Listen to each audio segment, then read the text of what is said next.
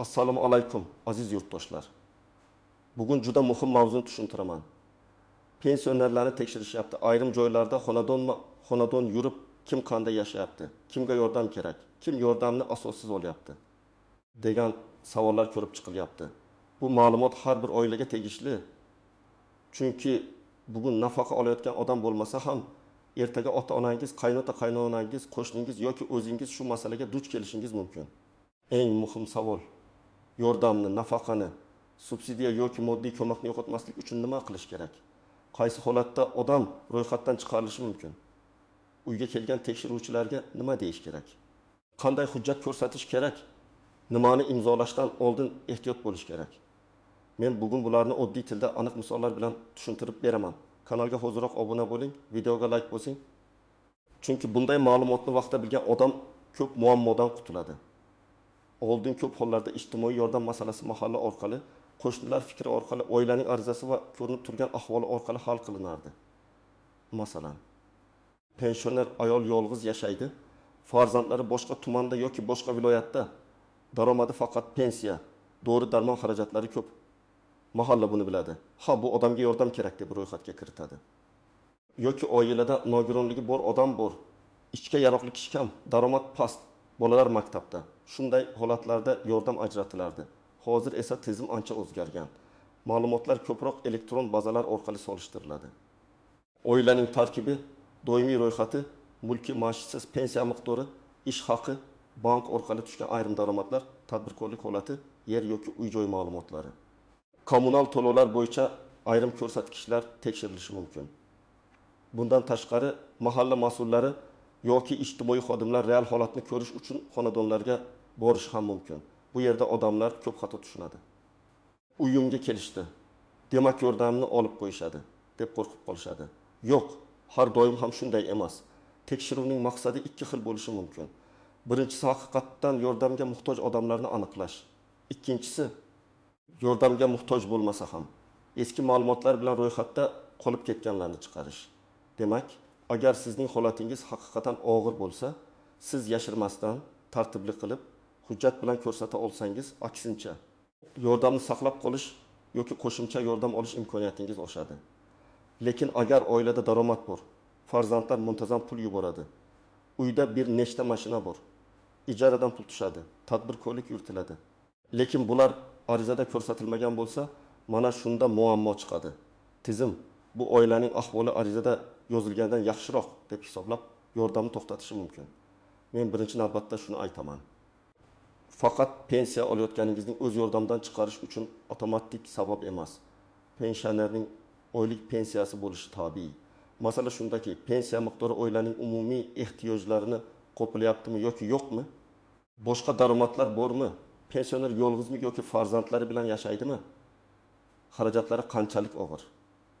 Masalan, birinchi vaziyat: 7-2 yoshli ona yolg'iz yashaydi. Pensiyasi 1 million 200 ming so'm. Har oy qon bosimi, yurak, qand kasalligi uchun dori oladi. Doriga 500-600 ming so'm ketadi. Kommunal to'lovlar qishda 2000-300 ming so'mga chiqadi.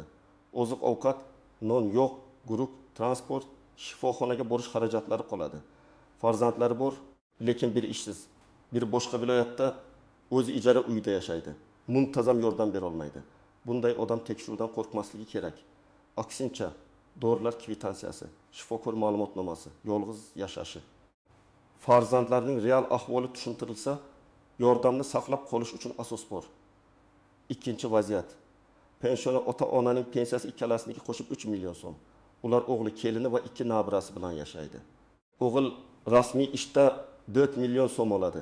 Kelin tikuvchilik qiladi va oyiga o'rtacha 2 million so'm topadi. Uyda bitta avtomobil bor. Endi bu oilaga yordam avtomatik berilishi qiyinlashadi. Chunki tizim oilaning jami daromadini ko'radi. Agar ular arizada daromad faqat pensiya deb yozgan bo'lsa, bu katta xato. Tekshiruvda ma'lumotlar chiqsa, yordam bekor bo'lishi, hatto ayrim holatda ortiqcha olingan mablag'ni qaytarish masalasi ko'tarilishi mumkin. Uchinchi vaziyat: 68 yoshli pensioner erkakning pensiyasi 1 million 500 ming so'm. Lekin uning nomida 2 xonali kvartira va yana bitta hovli bor. Hovlida qarindoshi yashaydi. Kvartira esa ijaraga berilgan. Ijara puli rasmiy ko'rsatilmagan. Bunday holatda tekshiruvchilar sizning qo'shimcha daromadingiz bor deb baholashi mumkin. Agar haqiqatda ijara puli olinayotgan bo'lsa, uni yashirish xavfli. Agar hovli eski, yashashga yaroqsiz, ijaradan pul tushmaydi, qarindosh bepul yashayapti degan holat bo'lsa, buni hujjat va tushuntirish bilan ko'rsatish kerak. 4-vaziyat. Pensioni ayol qizi bilan bir ro'yxatda turadi, lekin qizi 5 yildan beri chet elda. Qizi pul yuboradi, lekin muntazam emas, bir oy $1 yuboradi. Keyin 3 oy yubormaydi. Tekshiruv kelganda qizim chet elda, demak meni boy deb hisoblashadi deb qo'rqish kerak emas. Muhimi, real holatni aytish. Agar qiz doimiy katta pul yuborsa, bu daromad sifatida ko'rilishi mumkin. Agar yubormasa yoki o'zi ham qiynalib yashasa, buni tushuntirish kerak. Chet elda farzandi borligi yordamdan avtomatik mahrum qiladi degan qoida sifatida qabul qilinmasligi kerak. Lekin tekshiruvchilar savol berishi tabiiy. 5-vaziyat. Pensionerning nomida mashina bor, lekin mashinani o'zi haydamaydi. Eski Nexia yoki Damas o'g'li foydalanadi.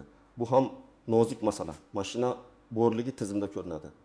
Agar mashina daromad keltirsa, masalan taxtda ishlatilsa, bu alohida baholanadi. Agar mashinasi eski, davolanishga borish uchun kerak, qiymati yuqori emas, oilada nogiron kishi bor, shifoxonaga qatnash zarur bo'lsa, buni tushuntirish kerak. Tekshiruvda mashina bor ekan, demak yordam kerak emas degan xulosa har doim ham to'g'ri emas. Lekin siz o'zingiz vaziyatni isbotlab bera olishingiz kerak. Uyga kelgan odamlar odatda oilaning real yashash sharoitini ko'rishga harakat qiladi. Uyda nechta odam yashaydi? Aslida ro'yxatda kim bor, kim ishlaydi, kim ishsiz, kim pensiya yoki nafaqa oladi? Nogironlik bormi? Bolalar soni qancha?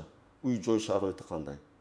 Maishiy texnika, avtomobil, chorva, yer maydoni, daromad manbalari bor yo'qligi so'ralishi mumkin. Bu savollar sizni kamsitish uchun emas, balki yordam kimga kerakligini aniqlash uchun beriladi. Lekin men bir narsani ogohlantiraman. Siz har qanday savolga shoshilib o'ylamasdan javob bermang. Aldamang, lekin noaniq gap xamirmashtirma qilmang. Masalan, farzandlarim yordam beradi desangiz, ular qancha yordam beradi deb so'raydi. Agar siz ha berishadi deb qo'ysangiz, ular muntazam daromad bor deb tushunishi mumkin. To'g'ri javob bunday bo'ladi. Katta o'g'lim ba'zida 200 ming so'm beradi, har oy emas. Qizim o'zi ijarada yordam bera olmaydi. Mana telefon orqali o'tkazmalar bo'lsa ko'rsataman, lekin doimiy daromad emas. Aniq gapiring. Yana bir misol. Uyda televizor, muzlatgich, kir yuvish mashinasi bor ekan, demak yaxshi yashaysiz deyishlari mumkin. Siz tushuntirasiz. Bu muzlatgich 10 yil oldin olingan. Kir yuvish mashinasini farzandlarim to'yda olib bergan. Hozirgi oylik daromadimni ko'rsatmaydi. Chunki maishiy texnikaning borligi har doim ham hozirgi daromad borligini anglatmaydi. Lekin uyda yangi qimmat jihozlar, yangi mebel, katta ta'mir, bir nechta avtomobil bo'lsa, tekshiruvchilar savol berish tabiiy. Eng birinchi nozik joy bir uyda ro'yxatda turish va real yashash har doim bir xil emas. Ko'p pensionerlarning farzandlari pasport bo'yicha ota-onasining uyida ro'yxatda turadi, lekin aslida boshqa joyda yashaydi. Tizim esa ba'zan ro'yxatdagi odamlarni oila tarkibiga qo'shib hisoblaydi. Shunda pensionerning daromadi yuqoridek ko'rinib qolishi mumkin. Masalan, ona yolg'iz yashaydi, lekin 2 o'g'li shu uyda propiskada. Biri Toshkentda ijara uyda, biri Rossiyada. Tekshiruvda buni aytish bilan cheklanmasdan, imkon bo'lsa, o'g'illarning boshqa joyda yashashini tasdiqlovchi ma'lumot, ijara shartnomasi, ish joyidan ma'lumot. Mahalla dalolatnomasi kabilarini tayyorlab qo'yish kerak. Ikkinchi nozik joy, bank kartasiga tushgan pulning hammasi daromad emas. Ba'zan qarindosh do'riga pul tashlaydi. Ba'zan qo'shni kartangizga pul tushirib turing. Men naqd beraman deydi. Ba'zan to'y hasham uchun vaqtincha pul aylanadi. Lekin tizim buni pul kirimi sifatida ko'rishi mumkin. Shuning uchun kartangizdan begona odamlarning katta pulini aylantirmang. Pensiona kartasi orqali birovning savdosi, biznesi, pul o'tkazmasi yurmasin. Bu juda katta xato. Ertaga sizning kartangizga oyiga 2 million so'm tushgan deyishsa, bu meniki emas edi deb tushuntirish qiyin bo'ladi. 3-nozik joy, yordam olish uchun sun'iy ravishda ajrashish, ro'yxatdan chiqish, mulkni boshqa odamga o'tkazish kabi ishlar xavfli. Ba'zi odamlar mashinani ukamning nomiga o'tkazaman, uyni qizimga rasmiylashtiraman, yordam qoladi deb o'ylaydi. Lekin bunday harakatlar tekshiruv paytida shubha uyg'otadi. Ayniqsa mulk yaqinda o'tkazilgan bo'lsa, savol ko'payadi. Men bunday yo'lni maslahat bermayman. Eng to'g'risi real holatingizni toza ko'rsatish. 4-nozik joy, nogironlik, og'ir kasallik. Doğru xarajatlari doim alohida ko'rsatilishi kerak. Ayrim pensionerlar kasalligimni hamma biladi deb hujjat yig'maydi. Lekin tizim hamma biladi degan gapni tan olmaydi. Shifokor xulosasi, retseptlar, dori xarajatlari, davolanishga borish yo'l xarajatlari, nogironlik guvohnomasi bo'lsa, albatta nusxa qilib qo'ying. Masalan, pensiya 1 million 8 ming so'm bo'lishi mumkin, lekin onkologik kasallik uchun oyiga 1 million so'm doğru ketsa. Bu odamning real ahvoli og'ir. Buni og'zaki emas, hujjat bilan ko'rsatish kerak. 5-nozik joy. Men uyda yo'q edim. Tekshiruvchilar kelib ketibdi degan holat. Agar ular kelganda uyda bo'lmasangiz, bu siz yordamga muhtoj emassiz degani emas. Lekin keyin o'zingiz mahallaga yoki ijtimoiy xodimga murojaat qilib, men uyda yo'q edim. Qayta kelib holatimni ko'ringlar deb yozma ravishda ayting. Beparvo bo'lmang. Ayrim qarorlar sizning javobingizsiz mavjud ma'lumotlar asosida chiqarilishi mumkin. Men amaliyotda ko'p ko'radigan birinchi xato tekshiruvchilarga eshik ochmaslik. Albatta, har bir insonning uy daxlsizligi bor. Begona odamni uyga kiritishda ehtiyot bo'lish kerak.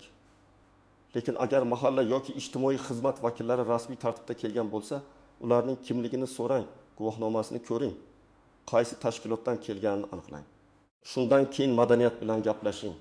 Eshikni yopib olish, urishish, hech narsa aytmayman deyish yordamni saqlab qolishga xizmat qilmaydi.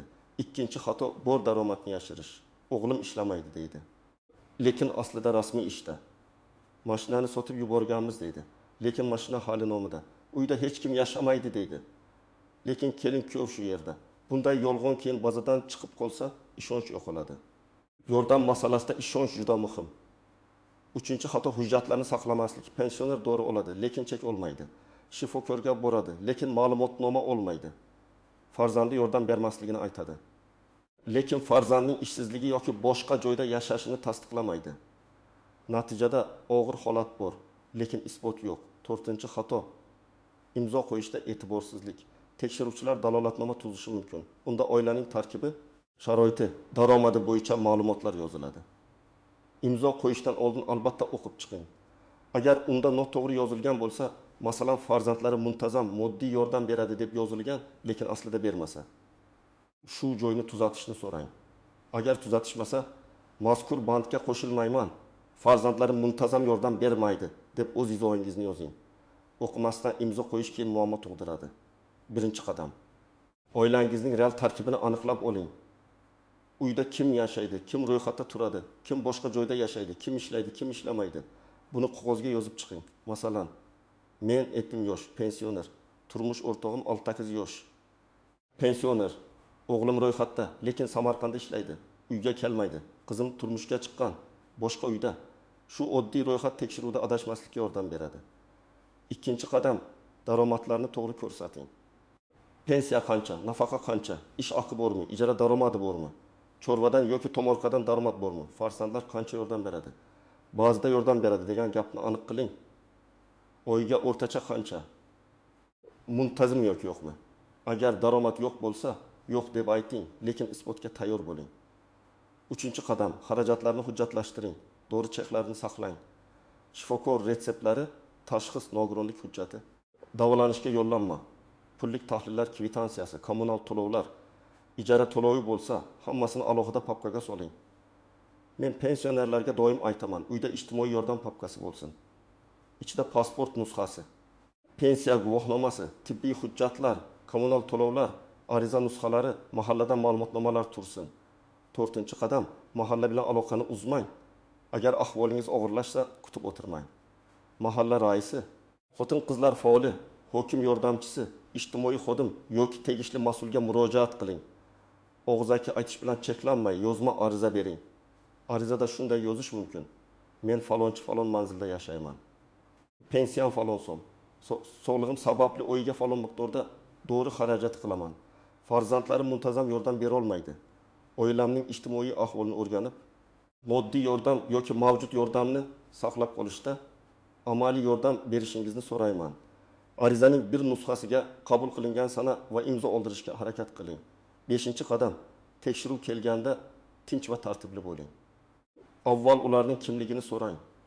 Keyin savollarga aniq javob bering. Bilmayman, xohlamayman, sizga nima degan keskin gaplardan qoching. Agar savol tushunarsiz bo'lsa, iltimos oddiyroq tushuntirib bering. Men to'g'ri javob bermoqchiman deng. Bu sizning huquqingiz. 6-qadam. Dalolatnoma yoki anketa tuzilsa o'qib chiqing. Har bir bandni tekshiring. Oilada yashamaydigan odam yashaydi deb yozilmaganmi? Bu mavjud bo'lmagan daromad ko'rsatilmaganmi? Kasallik va xarajatlar qayd etilganmi? Farzandlar yordami noto'g'ri yozilmaganmi? Agar noto'g'ri bo'lsa, darhol tuzatishni so'rang. 7-qadam. Yordam to'xtatilsa, jim o'tirmang. Avvalo sababini yozma ravishda so'rang. Nega to'xtatildi? degan savolga aniq javob kerak. Keyin kamchilikni bartaraf qiling. Masalan, oila tarkibi noto'g'ri hisoblangan deyilsa, yashamaydigan farzand bo'yicha ma'lumot olib boring. Daromad yuqori deyilsa, qaysi daromad hisoblanganini so'rang. Mulk bor deyilsa, mulkning real holatini tushuntiring. Kerak bo'lsa tuman ijtimoiy himoya bo'limiga, pensiya jamg'armasi bo'limiga, mahallaga yoki vakolatli tashkilotga qayta ariza bering. 8-qadam. Telefon va SMS xabarlarini e'tiborsiz qoldirmang. Ba'zan tizimdan ariza holati hujjat yetishmasligi, qayta ko'rib chiqish haqida xabar keladi. Pensionerlar ko'pincha telefonni nabirasiga berib qo'yadi yoki SMS o'qimaydi. Natijada muddat o'tib ketadi. Shuning uchun farzandlaringizdan biri haftasiga bir marta telefon xabarlarini tekshirib bersin. Hozir firibgarlar ham ko'paygan. Yordamingizni saqlab beraman, pul bering. Tekshiruvdan o'tkazib qo'yaman. Bazadan chiqarib tashlamayman deydiganlar bo'lishi mumkin. Hech kimga naqd pul bermang. Rasmiy to'lov bo'lsa, kvitansiya bo'ladi. Ijtimoiy yordam tayinlash uchun pora berish ham, pora olish ham jinoyatga olib borishi mumkin. Muammoni hujjat, ariza va qonuniy murojaat bilan hal qiling.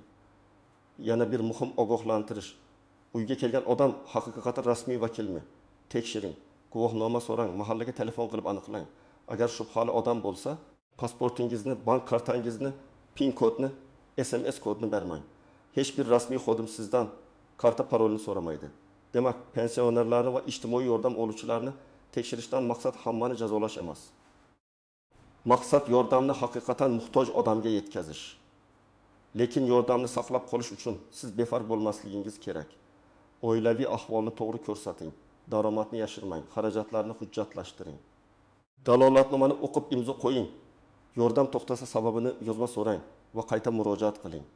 Men sizdan iltimos qilaman, agar uyingizga tekshiruv kelgan bo'lsa, izohlarda yozing. Qaysi hududda nimalarni so'rashdi? Qanday muammo bo'ldi? Boshqalar ham sizning tajribangizdan foyda oladi. Video foydali bo'lgan bo'lsa, like bosing, kanalga obuna bo'ling va yaqinlaringizga yuboring. Chunki bitta to'g'ri maslahat pensionerning bir oylik yordamini saqlab qolishi mumkin.